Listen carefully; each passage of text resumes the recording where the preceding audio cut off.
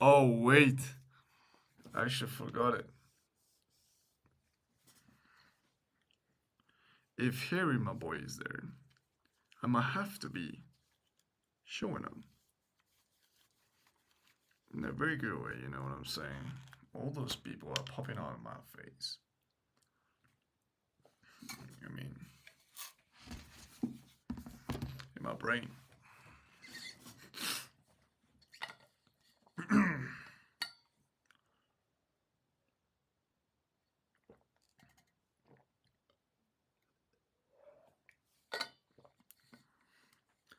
Like if it mattered the most, you know? Like if it mattered, but at the end, it doesn't matter, you know? So, top chat, I need to check something out. If I'm doing this shit, then I have to go to my channel. Fucking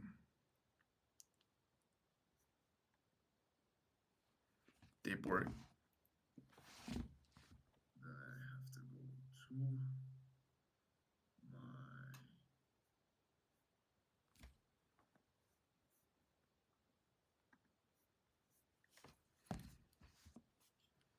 Damn.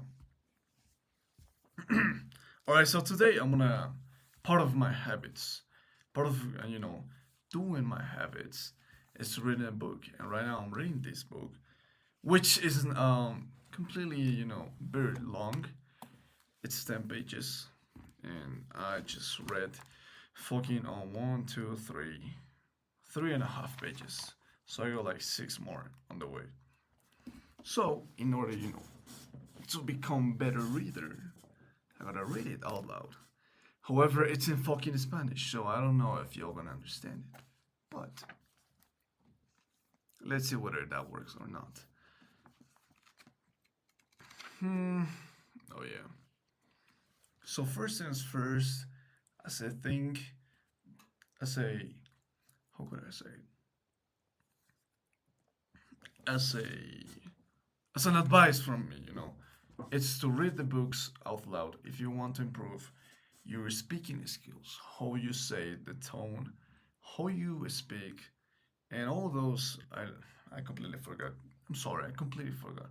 But all those things that really, make a good speaker speak very well.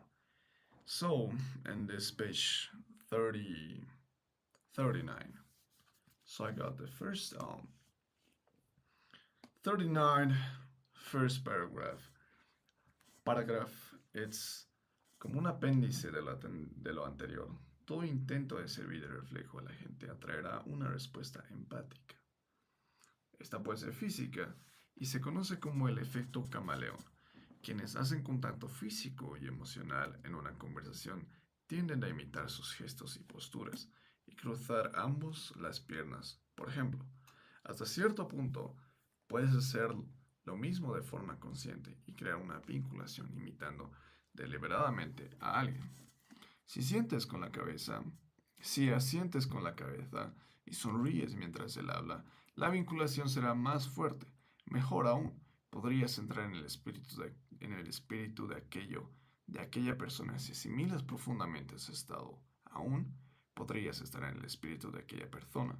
Si asimilas profundamente ese estado de ánimo y se lo reflejas, crearás de este modo una sensación de afinidad y la gente anhela en secreto esa afinidad emocional en su vida diaria, porque es muy raro que la consiga. Dicha afinidad tiene un efecto hipnótico y apela al narcisismo de los demás. Cuando te conviertes en su espejo, cuando practiques este género de empatía, ten en mente que debes conservar cierta distancia. No te enredes en emociones ajenas. Te dificultará analizar lo que percibas y podría inducir a una insana pérdida de control. Asimismo, exagerar o volver obvia la empatía es sutil, casi imposible de detectar. Volver obvia la empatía tiene un efecto indeseable. Asentir, sonreír e imitar en momentos selectos debe ser un acto sutil, casi imposible de detectar. So in this part, Robert Greene is explaining how how being empathetic towards other people is actually a good thing because there are so many people in this world that are very selfish, which is in part good and bad. Because being selfish with your time, for example, it's actually a good thing.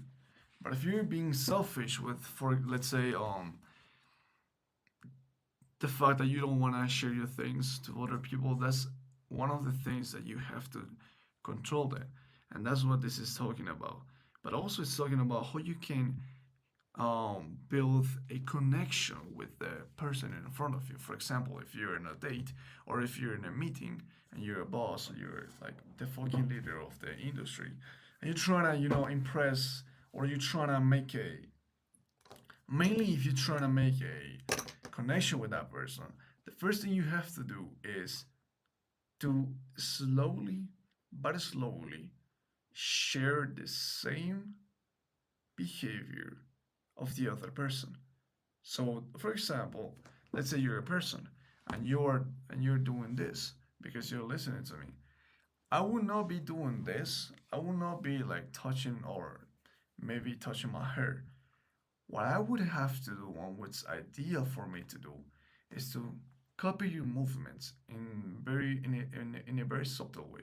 Because if it's very conscious, the people in front of you, in this case it will be you, would realize about it and would not even dare to do it anymore. Because when people copy the same, if I could say the same behavior, it feels anxious. It feels very off. It doesn't feel right. For example, if I'm doing this or maybe touching my chest, and you're doing the same thing as I'm doing, it feels very, I don't know, there's disrespectful.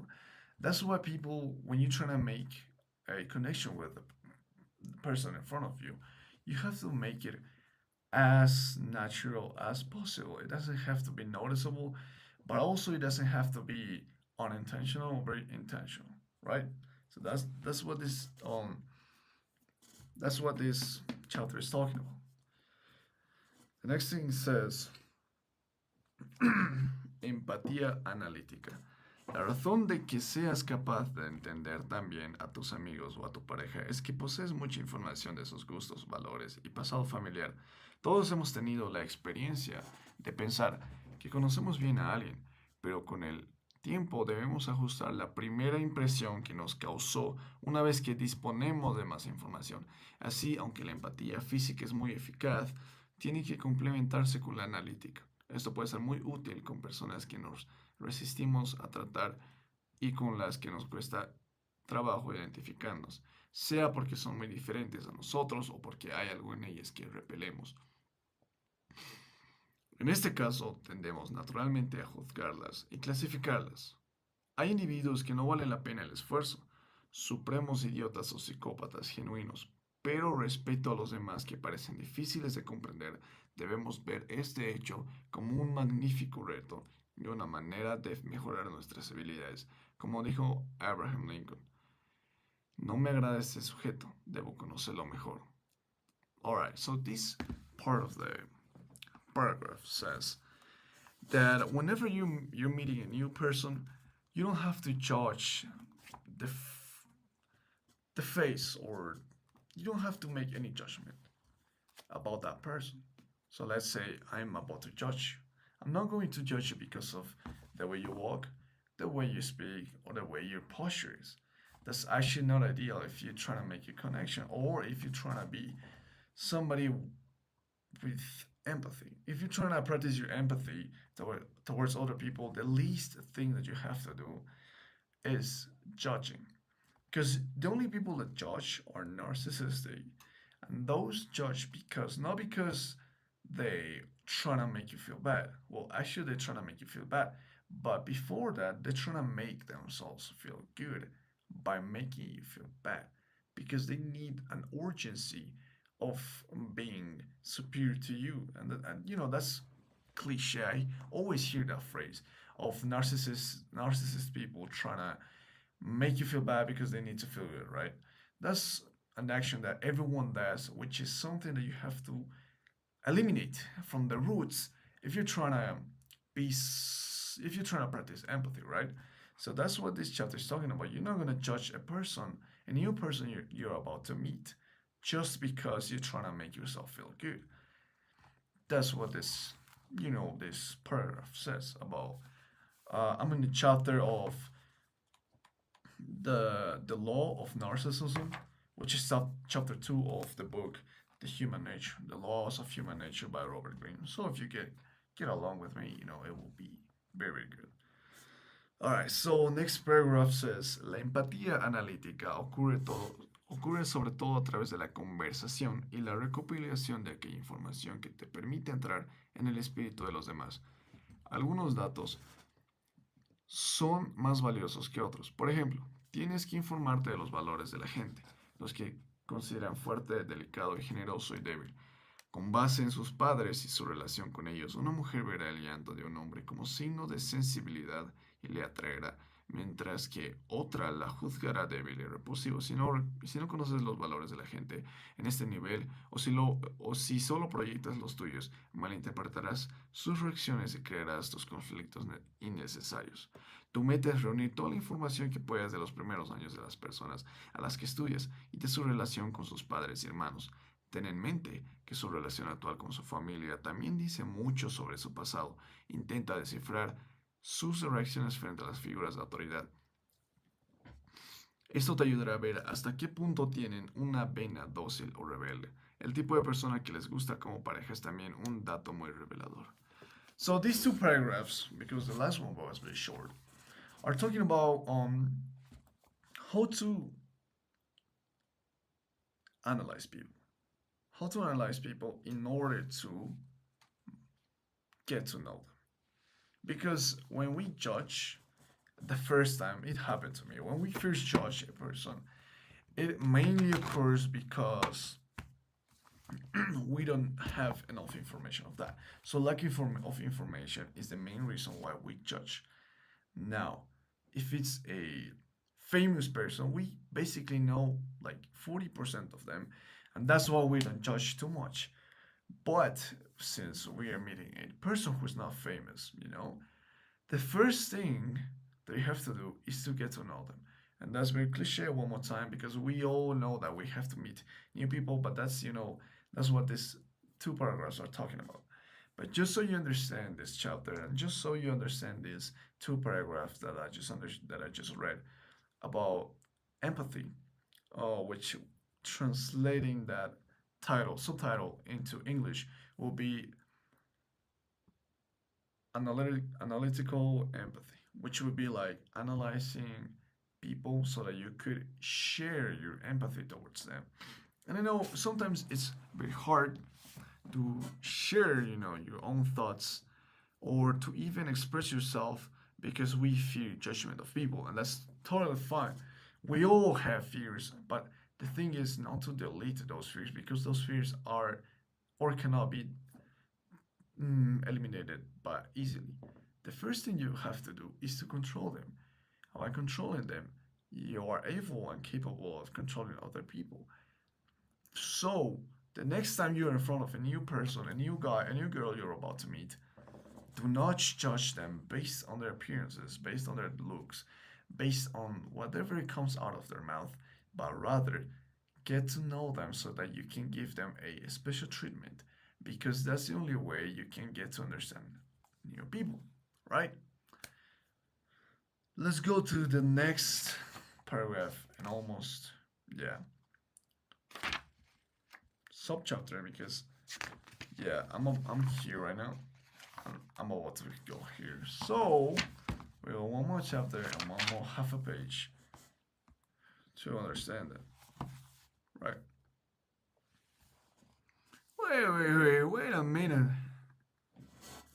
Wait a minute, boys.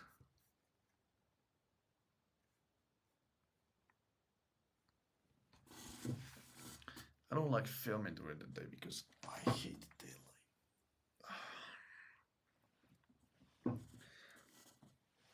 Wait, should I, just as a recess, should I comb? I don't know, I'm thinking of combing my hair to this side. I don't know, man. Alright. Because I know it feels very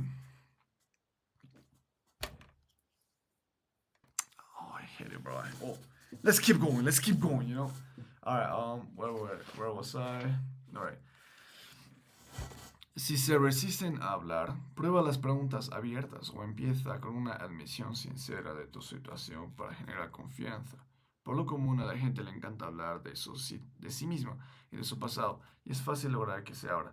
Busca disparadores, veas el capítulo 1, que indiquen puntos de sensibilidad extrema si procede de otra cultura. Es muy importante que la conozcas desde el punto de vista de tu interlocutor. Tu meta es descubrir que lo vuelve Tu meta es descubrir qué lo vuelve único. Lo que buscas es precisamente lo distinto y lo demás personas, o what the fuck, lo que buscas es precisamente lo distinto a ti y las demás personas que conoces. So very quickly, very quick, this one paragraph speaks on how to open yourself so that you don't judge other people. So, okay, step one, don't judge people. All right, step two, get to know them. But step three, how do you get to know them? So that's what this paragraph is explaining. By default settings, I would say people like to talk about themselves. Well, I personally don't like to talk about myself, but I'm not everyone. I'm not everybody. And if you like to talk about yourself, then that's totally fine. That's totally good. However, if you want to talk about yourself, this is your greatest opportunity if you're a narcissist. However, chill the fuck out and very, but very subtly speak about yourself. So, I'm about to meet you, and I'm a new person. And I wanna, have a conversation, a normal conversation with you. People are not gonna open if you don't open yourself first. So you're not gonna talk to you're not gonna talk about yourself if I don't talk about myself first. You're not gonna talk about yourself if I don't talk about myself first. So that's another trait I would say it's a leadership. Being a leader, always being a leader. So if I want you to talk about yourself, I need to open myself first. Or else something that really works because I don't like talking about myself is asking questions. But do not ask direct questions like when were you born or fucking questions like are you married or do you have a boyfriend, girlfriend, whatever, right? Do not ask. You have to ask like overview general questions. That's the best way you can open the other person. For example, what's your favorite book, ice cream? What's your favorite place to go with your family? I don't know. Like, what was the last movie you watched? What was the last Netflix series you watched? I, Ask questions like that, and you're gonna see immense improvement in the way you talk to people. Questions, small questions like that. I mean, like those, really help you get friends if you want friends. If you're like me that have anxiety, well, I don't have anxiety. It's just I'm very introverted, but when I create content, I'm very extroverted. So if you're like me, and you want to open yourself to other people, then you gotta, chill, first chill, and then ask away. Do not have fear, because fear is gonna be there. It's a fact, alright? Fear is gonna be there. Fear is not gonna die if it was a person. So ask right away the question that you want to ask. It doesn't matter the tone of voice you use. It doesn't matter how you say it, when you say it. It doesn't matter if the timing was very bad. Just ask away. And when you ask away, you're gonna feel what the fuck.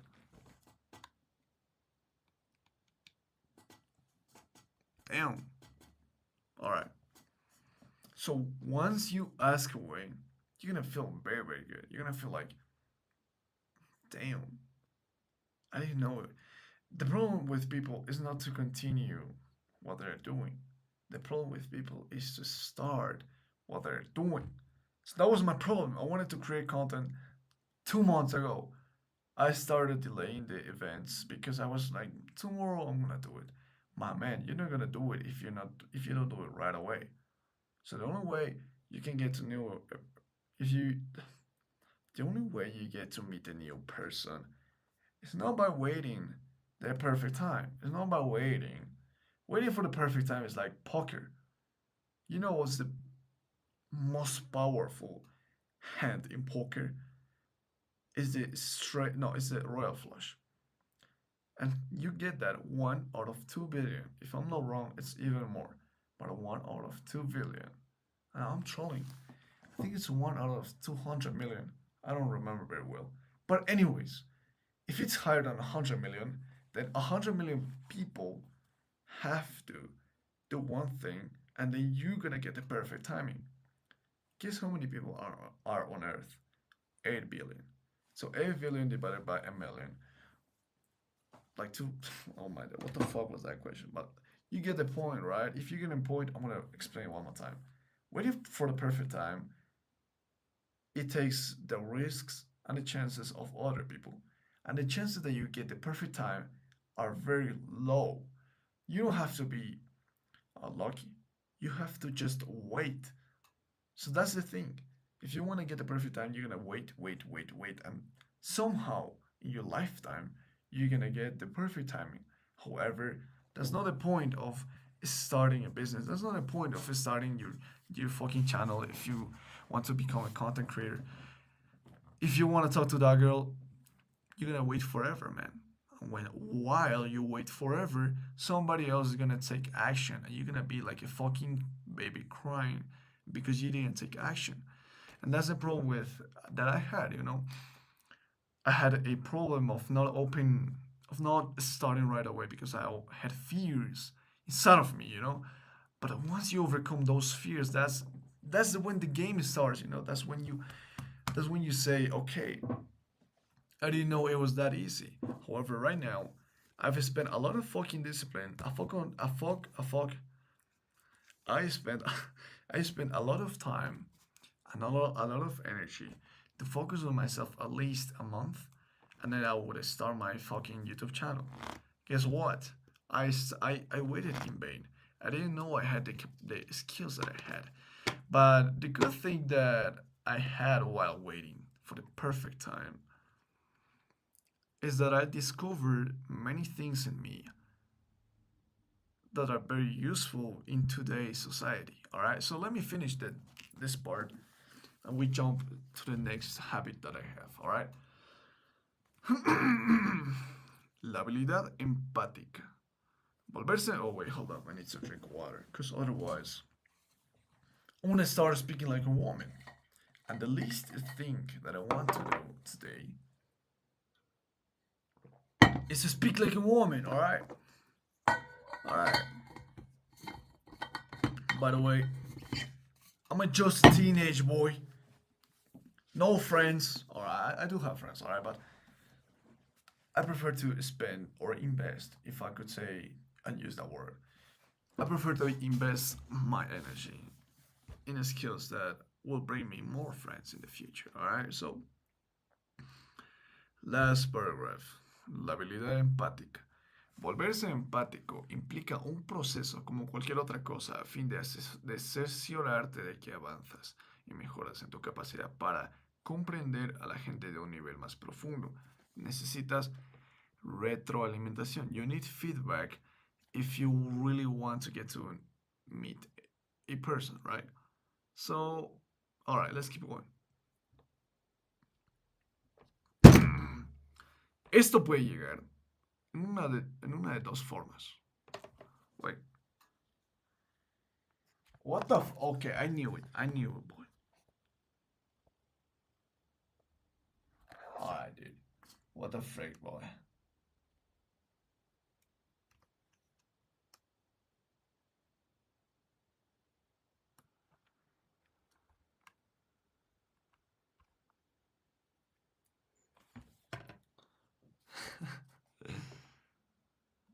Oh, hell nah, bro. I'm very fucking nah. I'm hell mad right now. I'm hell mad. I don't even understand it, but okay, let's keep going. Esta puede llegar en una de dos formas, directa o indirecta. En la forma directa, interrogar a la gente acerca de sus pensamientos y sentimientos para hacerte una idea de si tus conjeturas fueron correctas. Haz esto con discreción, sobre la base de cierto nivel de confianza. Podría ser una medida muy atinada de tu habilidad.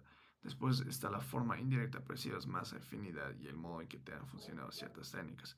So if you really want to try, if you really want to know whether people are fucking with your vibe, the only way you do it is either two way, directly or indirectly, consciously or unconsciously. So let's say you are a new person, obviously, and I ask you, hey, am I speaking very well to you or nah? You, let's say, that way is very consciously. It's very conscious. I'm sorry, I gotta practice my fucking English. So by asking you, hey, am I speaking well to you? That's conscious. Now the unconscious way is by reading your body language. How do I know you fuck with my vibe? The only way I know if you're fucking with my vibe is by analyzing your body. And I know I'm not gonna speak about that because that's not the topic of today. But if you're trying to improve your body language, watching YouTube some teachers, not teachers, like professors, if I could say, or psychologists who really know how to read body language. By doing that, you're gonna really have a big overview on how people act. All right. Last paragraph. Para trabajar en esta habilidad, ten en mente varias cosas. Cuantas numerosas sean las personas con que interactúes frente a frente, mejor. Y entre mejor sea su variedad, tu habilidad será más versátil. Asimismo, persigue una sensación de flujo. Nunca conviertas en juicio tus ideas sobre la gente. En un encuentro, fíjate cómo cambia la otra persona en el curso de la conversación y el efecto que ejerces en ella. Mantente alerta, ve interactuar a los demás con otras personas aparte de ti. Suelen adaptarse al individuo con el que tratan. No te centres en categorías, sino en el tono emocional y el estado de ánimo que la gente te transmite y cambie sin cesar. Cuando mejores en esto, descubrirás más señales sobre la psicología de otros, percibirás más. Mezcla continuamente lo visceral con lo analítico. Ver adelantos en tu nivel de habilidad te animará y motivará a llegar más lejos. Vivirás en general más tranquilamente porque evitarás conflictos y malentendidos innecesarios. El principio fundamental de la naturaleza humana es el ansia de ser apreciado. William James. So last paragraph is talking mainly about how to notice whether people like you. The only way you can know that is by analyzing other people. And that's kind of true. You have to become conscious of how people treat you. When you analyze and you know how people treat you, that's when you're gonna say, "Oh damn, so I'm doing something right." But how do you know you're doing something right? By applying one of the techniques that really helped me out. So the more people look at your eyes, the more likable you're gonna become. So that's another topic which I'm gonna be explaining in the future. But the topic I'm about to talk about is power. I mean beauty, and beauty is a source of power. If you're not beautiful, people are not gonna treat you that well. But obviously they're gonna treat you like a human, right? But they're gonna treat you like the way you want to be treated. Now, on the other hand, if you're handsome, people are gonna feel more comfortable with you because you have something they don't have. You know what's that something? Beauty. Beauty is something that everyone wants to have. And when you have that, people are gonna see you like a leader. And what is one trait that leaders have to have in order to lead? It is like if there is a ranking, I would put second confidence, third risks, fourth is speaking skills, and fifth I would say authority, because having authority is not an ability or a skill that everyone has. Matter of fact, that's a skill that everyone lacks. All right, but the top number one You know what that is? You know what is the one thing that everyone has to have that is related towards people being beautiful? It's not charisma, even though it should be. It is trust. The top number one that people have to have in order to like you or make yourself likable. It is trust. There are many ways you can be trust like a trustworthy person. The one the number two should is scary because it's not something that everyone has. Number one is fame. All right. If no, I'm not talking worldwide fame. I'm talking about fame between your circle. For example, between your friends. If people trust you and there's a new guy that you want to introduce to your group, then he's gonna like, okay, who's the leader here? And he instantly is gonna turn around you and look at you because you have something that he doesn't have trust. Trust is a connection, it's like the fucking spider web that connects all the points. All right, then I think trust is something that you have to build if you want to build a good circle. The second is beauty, and the third one is fame. So three things that make you likable is trust, beauty, and fame. If you don't have fame, but you're trustworthy and you're beautiful, I mean, you already have the game. Everyone is gonna like you. If you have trust, but you're not beautiful by the standards of this world, but you have fame, then you have like 50% of the game on you. But if you are trustworthy, you are beautiful, and you are famous, you already have it. And if you add like charisma, you fucked with it. Everyone fucks with you. Every woman is gonna be around you, and you're gonna have that energy, that aura, that everyone will want to be near you and will even have to talk about you behind you because that's what makes the mass move. If you have, let me say one more time, trust, beauty, fame, and charisma, you got it all.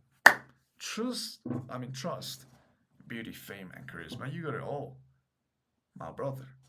Only a few people really have all those four in one, like embodied in the person. I'm working on one of them, which is fucking beauty. I'm gonna be total open to you, alright? Beauty, I think, is one of the things that everyone has to have and has to achieve throughout their life. Being beautiful takes a price. Takes a price of maybe investing in yourself, like food, skincare routines, skincare products, and even exercising. Because you know what takes you to the top number one is exercising. And you don't get a good body if you don't exercise. That's why the source, top number source of power of a woman, it's beauty. But they shouldn't rely on their beauty because beauty goes away like this. If you don't train for a year, all your beauty goes away. If you don't eat very well in 1 year, all your beauty goes away, right? That's why the top five, the most, I would say the weakest one of the five that I just told you, which was trust, beauty, and fame and charisma. Out of the fourth, I'm sorry, out of the fourth, the weakest trait that a leader might have to work or might have to increase is their beauty. Because beauty is something that goes away. Your trust can go away if you do something bad, but it would take too much time for people not to trust you because they have already your trust. But beauty, if you start eating like trash for a whole month, you're cooked. Pretty much you're cooked. If if you do something bad, if you're famous and you do something bad, you're gonna still be famous.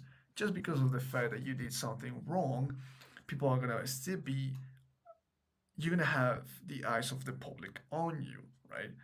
And charisma, it's the least one. Like charisma is something you have to train. Some people are born with charisma, if I could say that. But the charisma is a skill. The fact that you can speak to people and make them laugh, it's a skill. It depends on how much knowledge you have here, and it depends on how well you articulate the words you want to speak. One advice I can give you is not the things or the words that come out of your mouth, but rather the way you express yourself. So if you're trying to, become somebody likable, but you don't have the three that I just told you, but you have charisma, I could say that you have 45% of the game already won. But you have charisma and trust. You pass the exam, all right? You pass the vibe, and pretty much you have everything that a leader needs to have, even though you're not famous or beautiful. I think those two, trust and charisma, are the ones that are really gonna get you to the top. Let's jump to my other habit that I have to do, which is gym and treadmill. I'm gonna go and run 20 minutes, and I'm gonna do some 50 push-ups, 60 or 70 push-ups, because I don't go to the gym. I do mainly in my house, and then I gotta study Korean, then do my homework, and I just finished reading on MMA video editing. I gotta edit my fucking video. All right. Bye bye, friends. It was good to talk to you and share my knowledge with you. See you tomorrow.